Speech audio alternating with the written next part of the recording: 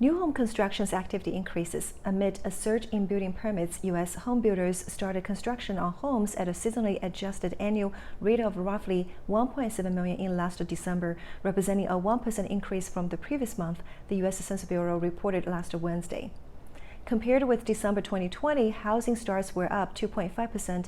Meanwhile, permitting for new homes occurred at a seasonally adjusted annual rate of 1.87 million, up to 9% from last November and 6.5% from a year ago. Economists had expected housing starts to occur at a median pace of 1.65 million and building permits to come in at a median pace of 1.71 million. The surge in permitting was driven by a 112% increase in the number of housing structures authorized in the Northeast. Most of the boost in permitting activity stemmed from a swath of authorization for multifamily buildings and projects with between 2 and 4 housing units. Before seasonal adjustments, the number of multifamily permits issued in last December was the highest for any month since 1985. Single-family permits only increased 2% between last November and last December. Similarly, the number of single-family homes that builders started construction on actually dropped by roughly 2% on a monthly basis. The overall increase in housing starts were driven by nearly 14% gain in construction on multifamily projects. For the full year, though, builders maintained a steady pace of construction on single-family homes. Before seasonal adjustments, the number of single-family homes completed in 2021 was the highest since 2007. Last December's surge in housing permits may be an outliner, but permitting activity has remained strong in recent months.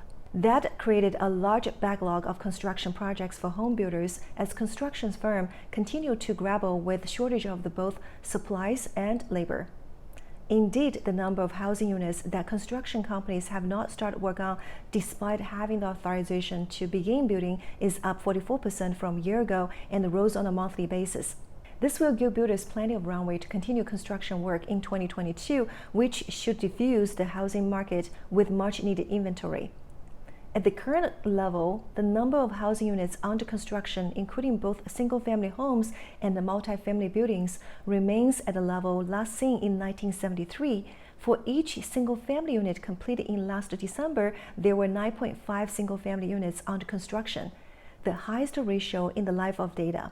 The Census Bureau noted that starting with January 2022, it will use different methodologies to produce its findings and said the change will allow complete local and county data on new housing units authorized by permits to be published on a monthly basis going forward. Looking ahead, momentum could cool this year as interest rates rise. We will expect home building to stay at healthy levels as builders making progress on backlogs.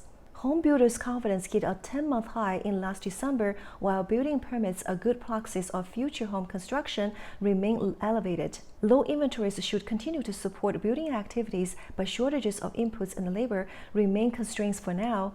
Multifamily building, which lagged notably in the early stages of the recent bio-crisis, is now the dominant driver of strength.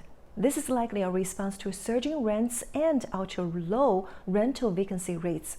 New home inventory is now more than 3 times higher relative to sales. The inventory of existing homes, the biggest gap ever by far.